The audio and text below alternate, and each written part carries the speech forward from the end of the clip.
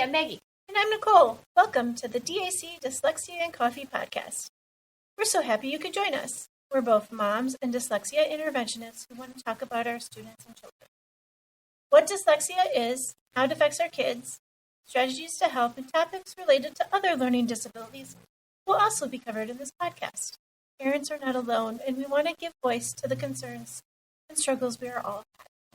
This is a safe place to learn more about how to help our children grow and succeed in school and the world. Grab a cup of coffee and enjoy the conversation. Hi, everybody. Welcome to episode 76 of Dyslexia and Coffee podcast. We're going to start today's episode like we do every time with the concept of the week. So the concept of the week is our opportunity as practitioners to kind of pull back the curtain a little bit and let everyone into an intervention session. So we like to teach about things that either we would be teaching directly to our students and or talking about with their parents. So we kind of get to be in the weeds and actually talk about things that we find interesting. Today's concept of the week is cognition. So cognition is the mental action or the process of acquiring knowledge and understanding through experience and the senses. So in other words, making meaning from the world around us. Perfect. So episode 76 is reading comprehension. Yes. This is a big topic. We might have to do a couple more podcasts around this topic in the future. I looked back and I realized we never have done this before. Yeah, which is wild because my first thought was surely we've covered reading comprehension before. Of course we have. Surely we've covered reading comprehension. But no, we didn't. No, not in this format anyway. Correct. Touched on it, but not as their own episode. Right, own episode. Comprehension is really the reason for reading. Sure. Right? Yep. Because why else would you read? It's essential for success in school and in... Yes. I mean, it really is. I mean, if you don't understand what you read... Right. If you can't make the step from print to understanding, then truly, you're not actually reading. Correct. Right. An example, even knowing that an exit sign means that door leads to the outside, right? Yes. And then in school, understanding what you read so you can take your test. Yes. So, I mean, there's different reasons we read. Those are the main big reasons. Sometimes you read for fun. But even if you're reading for fun, you have to still understand what you have to understand what you're reading. So even in a novel, right, you have to understand where the characters are coming from, what they're actually doing. All of those things, a misconception about reading comprehension is that it's a skill. Right. It's not one. It's not one skill. It is many skills. Absolutely. So a strong reader, they think actively while they read, right? Absolutely.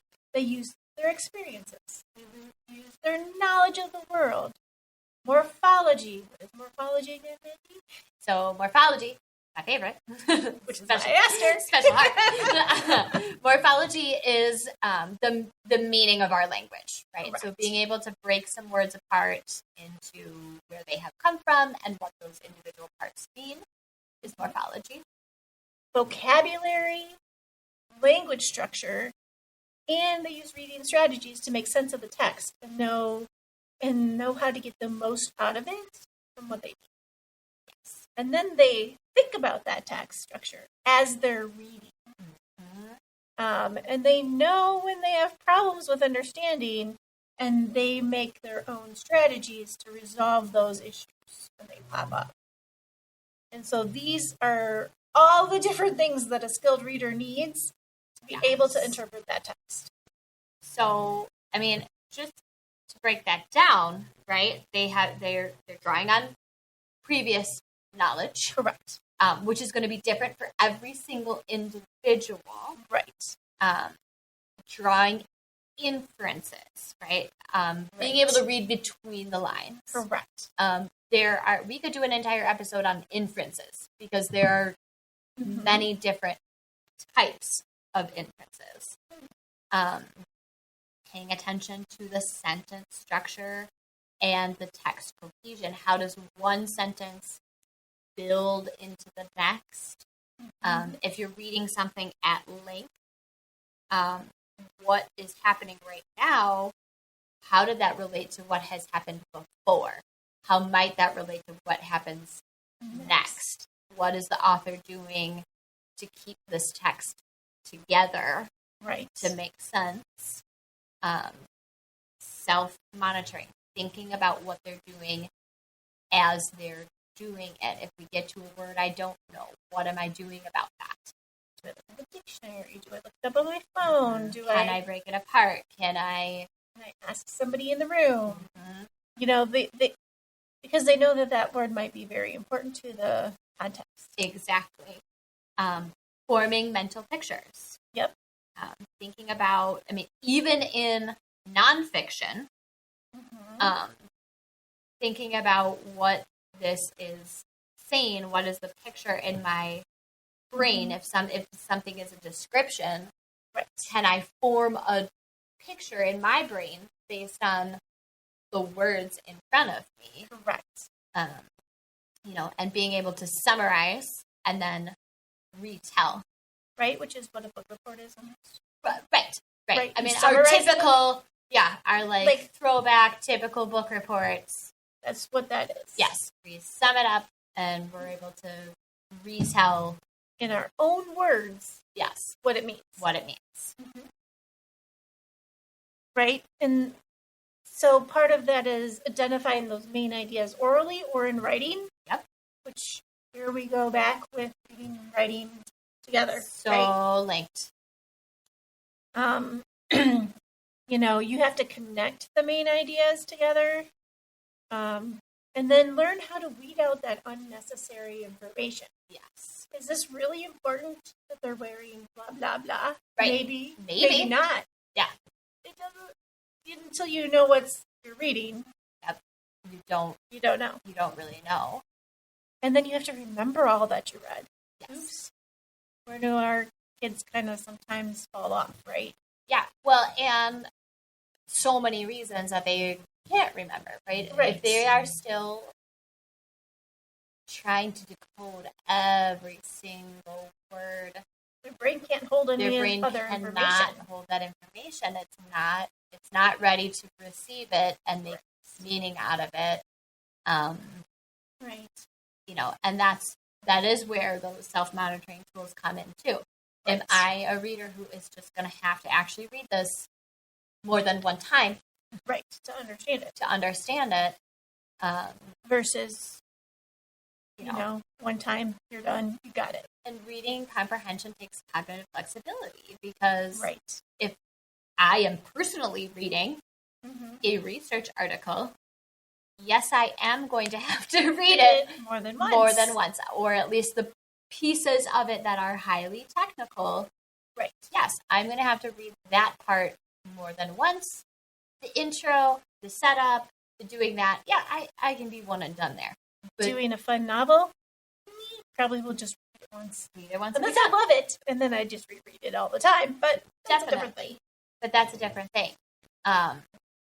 So I think that's another kind of trap we fall into about reading comprehension. Right. It's like, oh, you read it. It's as if the goal is to read something one time, instantly make meaning, right, and then move on. Yeah. That's where Hugh Katz out of University of Florida. That's where he would really take issue with the point of reading as comprehension. That's where he gets no, actually, the point of reading is to learn something. It is. But you can't learn it if you don't understand it. If you don't understand it, but that's actually just like that's like the initial process. Like we're learning something, and then the comprehension is a bigger layer. How does that connect to things I already know? What am I going to have to activate in my brain to get it? Which loads to the vocabulary, right? Because it's an important aspect of it, being able to understand what's written. And everybody's vocabulary is different. Absolutely. Like one of the tests that we have, which I think is really funny, one of the words that's in vocab is hatchet. Yes. Well, in this day and age, not many people know what a hatchet is. Right. Not too many. Right. Because they don't...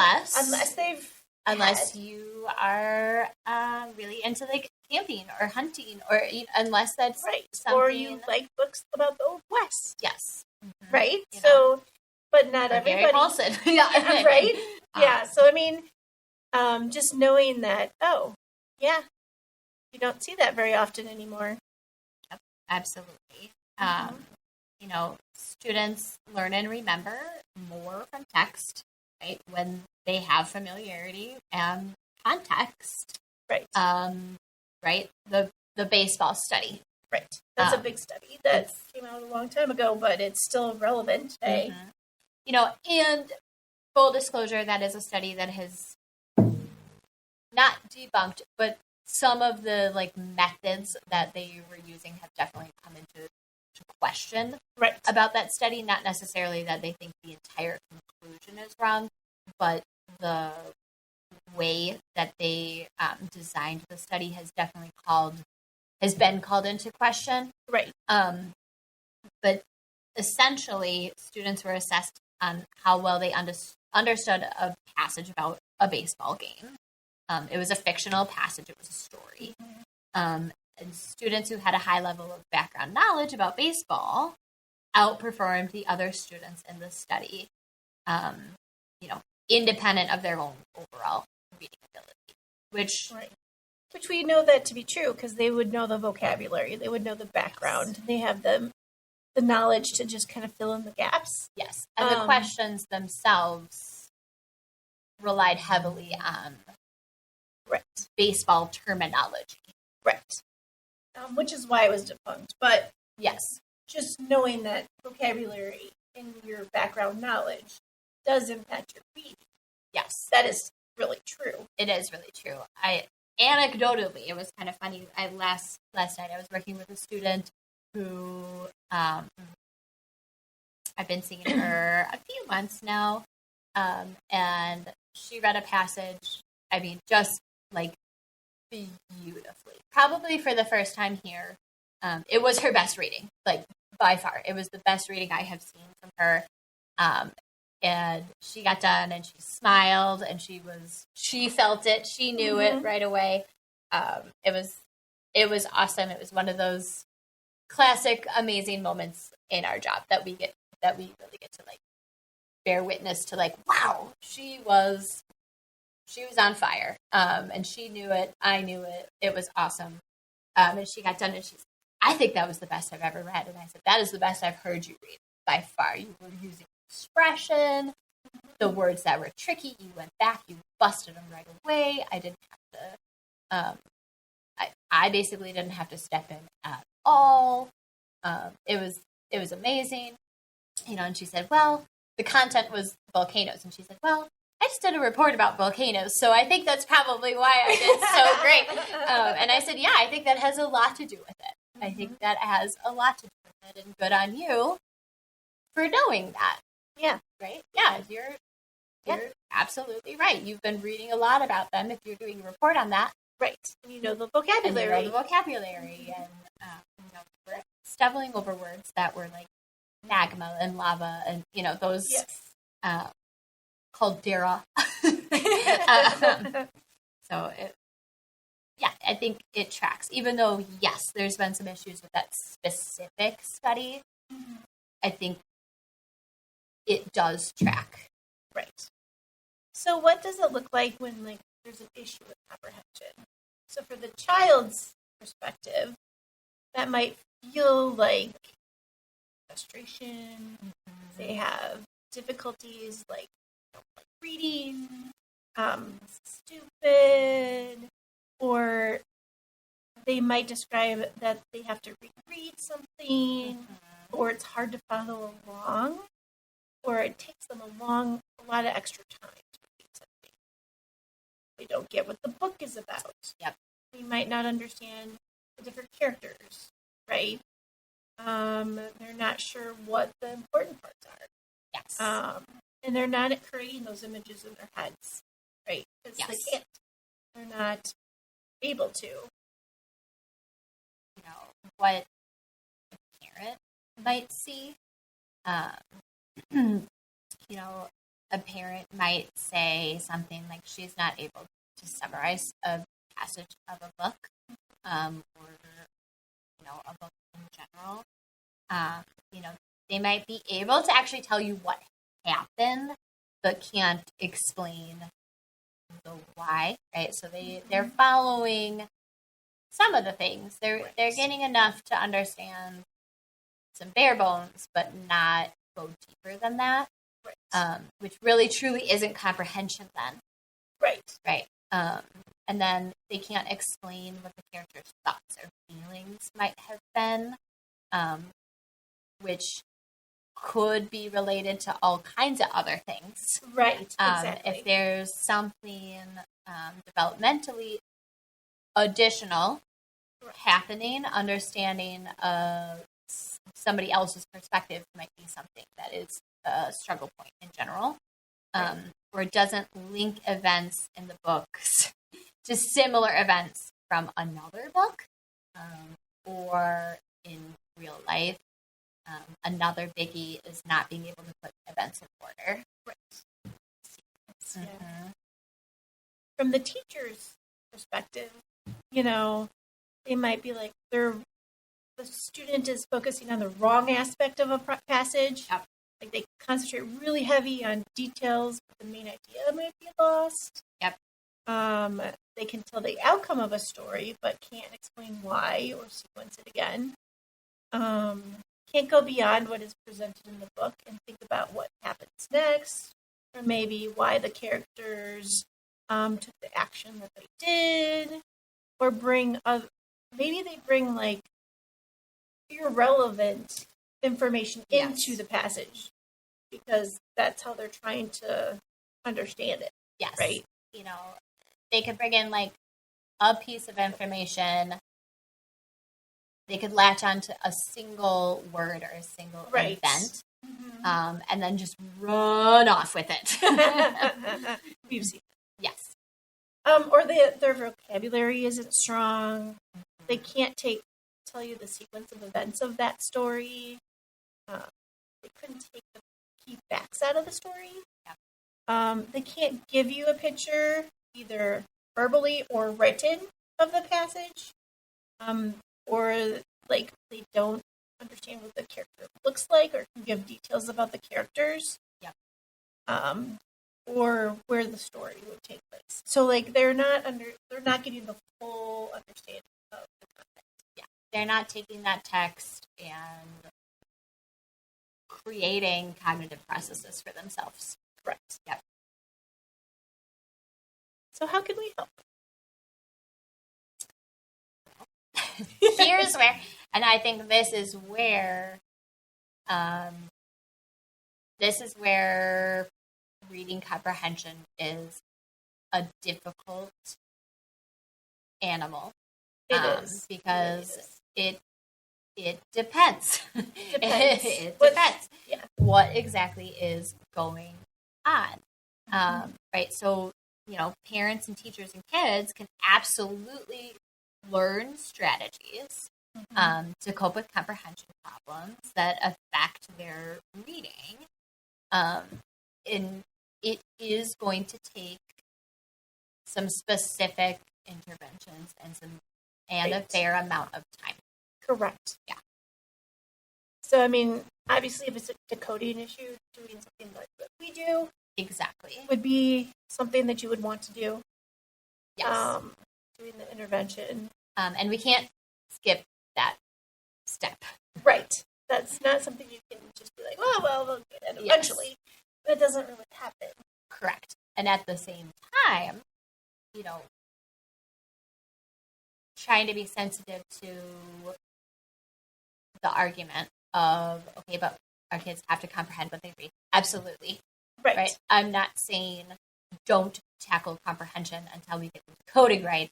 That is not at all what I'm saying. I'm saying we have to do both, but we need to know what content we can hold kids responsible for and what content we can't hold them responsible for reading on their own, and we're going to have to do some other things to help bring up those skills. Correct. One of the things, using some kind of outline or a map or notes as a student reads, and this can be really elaborate or simple. And you start simple, and maybe at first that outline might be like fully filled in for that student, and all they really have to do is like, oh, that's this part. Oh, that's that part. Or they fill in a word that's part of that part. I feel like a broken record here, but this is an excellent tool if a child understands how that tool works. Correct. And it is accurately taught to them how to use it. Right. Otherwise, it's not effective at all. Right. Another thing is to use flashcards with terms or vocabulary you don't know. Obviously, all students will need some vocabulary for a new book, I'm guessing. Absolutely. Just because vocabulary is going to be different for each topic. Yep. And just thinking about any of your science classes when you get to the higher levels, you know that there's going to be vocabulary you don't know. You're going to, right. If I'm reading a book about cars, I'm not interested in that. But if I'm reading a book about cars, I do not understand what. I'd have to look up a lot of vocabulary for that. I don't know what that means. Considering, like we said in the last episode, I just want a car that works. Yeah. I don't know what the engine does. Well, I know what the engine is, but I don't know what all the little pieces Computers. Do. Yeah. No. I need all the vocabulary lessons. I do not know what that means. Exactly. So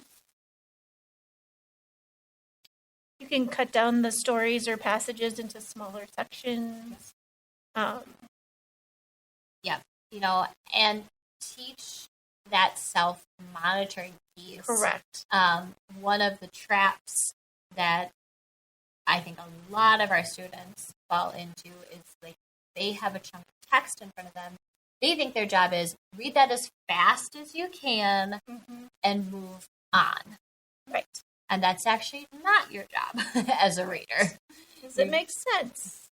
Do I have to reread it? They should ask themselves those kind of questions because do I understand what this meant? Right. Do I know who the main character is? Even as a coach, as a literacy coach, when I'm watching other teachers teach, that's one of the things I continue to go back to. Like, don't wait to ask a comprehension question until the kid is done with the whole page. Stop them after the first 2 sentences and ask them what they know about this. If there's a word you think is going to be tricky in there, ask them if they know what it means after they've read that sentence. Don't wait until the very end. Ask them throughout, because that's telling them they should be doing that too. Right. Sometimes just reading with somebody else can help. Right. And then summarizing it with each other. Yep. That can be a good strategy. But you also have to teach them how to do that. Oh, absolutely. I mean, everything that we're talking about, you need to explicitly teach the student to do. Correct. Ask your parent or the teacher to preview the book before the student reads it to make sure the vocabulary, if there's anything in there that might be just way above or not pertaining to something that's a little bit off, that they might get stuck on. Making sure that what you're giving a kid to read is actually appropriate for that kid. If you're trying to get comprehension work out of them, this becomes different if it's just coursework that they have to do. I think about this a lot differently as a high school teacher, right? Than I do when I'm talking about younger students. As a high school teacher, they're going to be given content that is completely above where they're actually reading, and they're still held responsible for the information. Right. So sometimes reading comprehension is actually teaching them how else to access information. Yeah. Because if the point is to learn it, then they need to be taught other tools. As they're reading, the student should try to form a mental picture of the images. I can tell you, I've read a lot of books. Yep. And so I have some books where I think it was a movie and it wasn't. Yes, because in my head, I saw the whole thing. Oh my gosh! And that's isn't that why when you see a movie that's based on a book, you're like, oh, you're like, that's not what they look like. They can't look like that. No. Yeah, that's not who they are. Yeah, it ruined some of the movies. Yeah, the picture in my head was so much better. It was, and that's just like that author craft, right? Where it's like, oh my gosh, those stories that are just like that. Yes. Definitely yes. Definitely yes. Parents could have the discussion with your child, after they've read something. Yes. Or just like we do it with our students in the middle of, like, maybe you stop after you're like, wait, that was a tough one. That does that look good? Yes. Sometimes I like, what do you think that character looks like? And then I have my kids tell me what they think of it. Like they look. Yeah. And then I know if they understood some of the content, because if they're saying that they're 6'5" and a gigantic one, and they're supposed to be this little short little girl. 6'7". Oh, do not. I'm just trying to, keep us relevant. That's all. Oh, that was so funny. You did the hand motion. I did. I did. Stay young somehow. And then asking deeper questions, like, I wonder why they did that in the story. Or, what do you think they felt? Or, what lesson did you learn? Those type of questions really get to that cognitive process. Would you have done the same thing? If it's not a good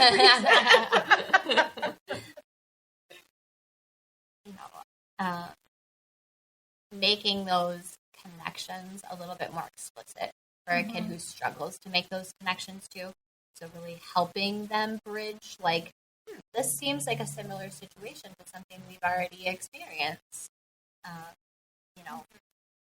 And allowing them to watch the movie that goes along with the book. What was different? What was similar? I usually do not watch the movies that are based on a book. It really depends, I think. It depends. It depends on the quality of the book. It depends on the quality of the movie. I like sometimes when somebody takes a really different take, like, wow, that was not at all. And even though I like my picture better, I think it's one of those things that can really, it keeps the kids interested. Yes, it does. And it fosters those discussions, and it also is a way to kind of point back to, isn't it cool how an author can really inspire art inside your brain? Yeah. And not letting those vocabulary moments like pass, actually talking about meanings of unknown words, and especially in well-written text, talking about the word choices that an author has used, those words that have multiple meanings or are used in a way that a kid is not necessarily used to hearing a word like that. can be a powerful way to learn. Mm-hmm. And then teachers can also help by open-ended questions like, why did that happen that way? Or what is the author trying to do? Or something confusing. I mean, even just asking, students, do they read? Makes sense.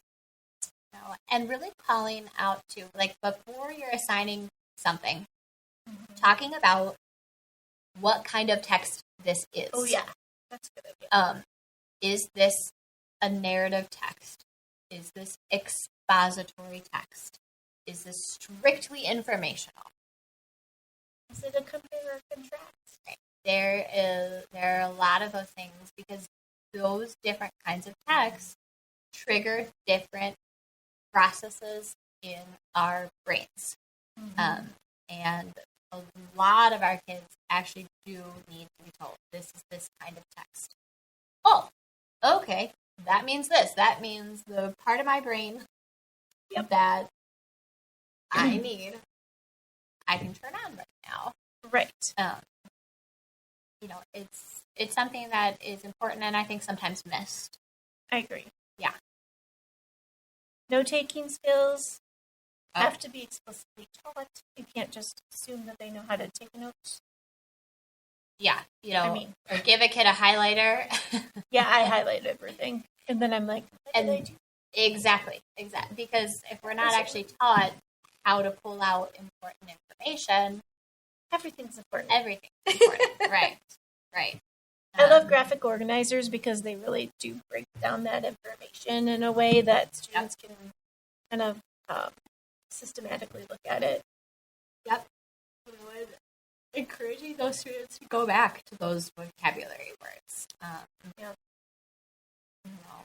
Monitoring their own understanding, showing those examples. And really, they need to be taught how to summarize. Oh, absolutely. It is a critical skill. It is. They're going to use it throughout their academic and life. Yeah. So, I mean, it's something and that I think it's kind of one of the critiques of a lot of the comprehension strategy instruction is that, every week we're focusing on kind of one comprehension strategy, right? So my first week which first of all, yes, I said that correctly, week. If y'all are thinking, whoa, that's not enough time, I would agree. Right. This week we're talking about summary. Next week we're talking about compare and contrast. Next week we're talking about vocabulary. And it's so smattered around, where actually, no, every single time we should be writing a summary, or at least verbalizing a summary. Yep. Because truly in our brain, we are doing that every single time we read. Correct. So, and a summary of an informational text and a story is going to look really different. Exactly. So, every single time we need to talk about summary. Every single time we need to talk about inference. Yes. We can't what were they feeling? What were they thinking? Why did they do that? It should be always discussed. Absolutely. But when the curriculum says we're moving on now, yes, and summary gets kicked to the bottom in terms of complexity of skills. One, I kind of have an issue with that in general. Actually, summary is still a very complex skill. And it's a necessary first step for making any kind of inference or making any kind of connection to yourself or another text or anything like that, because you do have to kind of have a good summary in your head of what actually did happen here. So, Maggie, what's happening beyond dyslexia? Oh my goodness. All the things. All the things. I struggle with this section every single time. No, we are in the middle of January. we are really busy. We have some big kind of family events coming up that are kid related. Trying to work on getting Act 1 in the house after kind of just like the chaotic holiday season. We had actual Christmas was awesome, and then everyone in my house got sick, and it was bad. It was bad. And now everyone is healthy again, but our life is not healthy again. I was doing so well. We're not. And that's what's going on. What about you, Nicole? Well, aside dyslexia, I think we're deep into basketball season for both kids. But those are so cute. I know they really are. My son is so little, and it's so long. Oh my gosh. He's just like this little skinny dude. Yes. With these like way oversized shorts. They are. And it's really cute. But you know what? He does not have a problem like getting in there with all those bigger kids. So yeah, that I don't think he. Yeah, he has no problem with that. So that's kind of a big difference than when my daughter started. Yeah, basketball because she was very hesitant. Yes, now she's not. Yeah, but it was just kind of like, that's a big difference between them. Yeah, it's very interesting. But so they had a game last night and they didn't know where to go. So, but that's just kind of one of the things. Yeah. So it should be interesting, and we have been really busy at work, and it seems like it's going to be a fast beginning of the year. Yeah, definitely. It is. That was a lot of beginnings. Definitely. Yes. Yeah, it is. It is that. It is all of that. Well, thank you, everybody. Please follow us on social media and reach out if you have any questions or you would like us to discuss a topic. Be sure, if you do like our show, please follow and rate us on your favorite podcast players. This is how we reach more listeners, and then we get to help our parents. Thank you, everybody. Thank you.